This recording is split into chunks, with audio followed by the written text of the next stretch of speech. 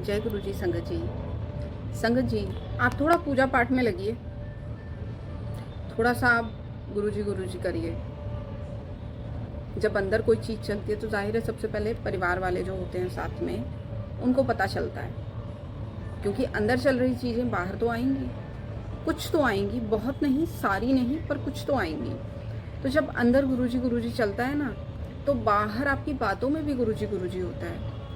ऐसा क्षण आया होगा आपके जीवन में भी कि बहुत गुरु जी कर रही है, बहुत गुरु जी वाला हो गया है, हर चीज़ में गुरु जी कर रहे हैं। ये क्षण भी आया होगा, और अभी अगर आपके जीवन में नहीं आया ना, तो ज़रूर आएगा, क्योंकि महाराज हैं, एक्सपीरियंस तो कराते हैं सब कुछ। और असल रस वही है कि जब आपके अंदर से गुरु जी चलता हुआ और आप रोक ही ना पाओ, और बाहर भी सब वही होए। कहने का अर्थ ये कि जब गुरु जी आपको अपनी ओर लेकर आते हैं, आपको उनकी ब्लेसिंग्स का पता चलता है, उनके नाम के रस का पता चलता है। संगत जी, यकीन मानिए, लोग वो भी होंगे, आप ही के घर में मिल जाएंगे, जो आपको बोलेंगे कि बस अब ज़्यादा पूजा पाठ में मत लग, ज़्यादा गुरु जी करने की ज़रूरत नहीं है, बहुत ज़्यादा हो रहा है। तो गुरु जी जैसे समझाते ना, वैसा कोई नहीं समझाता, कोई भी नहीं समझाता।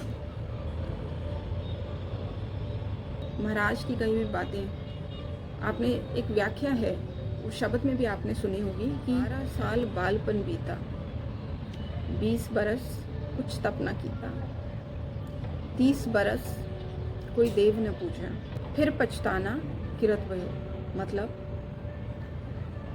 अक्सर बड़े बुजुर्ग भी बोलते हैं, या कुछ आपकी एज जो मिडिल एज में होंगे उन, और जो यंग जनरेशन होगी, वो ये उनको बड़ा बोला जाता है कि अरे अभी से तुम इतनी भक्ति में मत लगो, साधु बन जाओगे, या ये कोई उम्र है तुम्हारी पूजा पाठ में लगने की, सत्संग में लगने की, अभी बुढ़ापे में करना, थोड़ी एज हो जाएगी तब करना, ये तब का काम है। संगत जी, यकीन मानिए, अगर आपका भजन कीर्तन शुरू हो गया है, सत्संग शुरू हो गया है कम उम्र से, आप यंग हैं तब से, तो ही वो अंत तक रहेगा।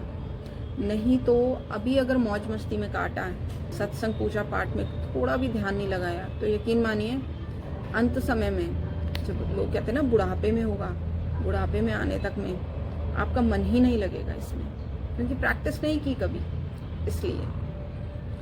और इन लाइंस का जो अर्थ है ना, गुरुजी ने समझाया है, और ये प्रैक्टिकली देखा भी है कि 12 साल बालपन बीता। 12 साल में तो बचपना ही रहता है, 12 साल में बहुत बिरला कोई होगा, एक आधी कोई ऐसी अलग सी सोल निकल के आती है जो सच में स्पिरिचुअली अपने को कहीं कनेक्ट करती होगी। वो सोल अलग हैं, वो बहुत स्पेशल हैं, जिनको 12 साल से पहले ही भगवान की या पूजा पाठ में रुचि आने लग जाए। दूसरा, 20 बरस कुछ तप ना कीता।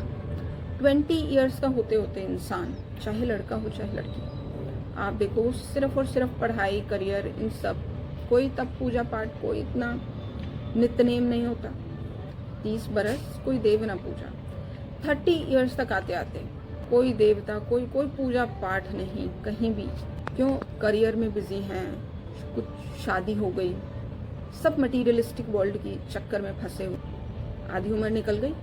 अब जैसे आजकल एवरेज है, लोग 60-70 ईयर्स, इतना ही, अगर ऊपर एज ज़्यादा हो जाए, कोई और ज़्यादा जी जाए तो वो एक अलग बात है, वो बहुत कम है, पर 60-70 एवरेज इतना एज है आजकल। तो आप देखिए 30 ईयर्स तक तो हाफ, आधी ज़िंदगी निकल गई, और 30 साल तक भी कोई देव नहीं पूजा, कोई पूजा पाठ नहीं, फिर पछताना किरत भय। फिर क्या पछताना बाद में, इसलिए नाम जप करते रहिए, क्योंकि वो आधी जिंदगी निकल चुकी है। संगत जी, महाराज मिले, शुक्राना।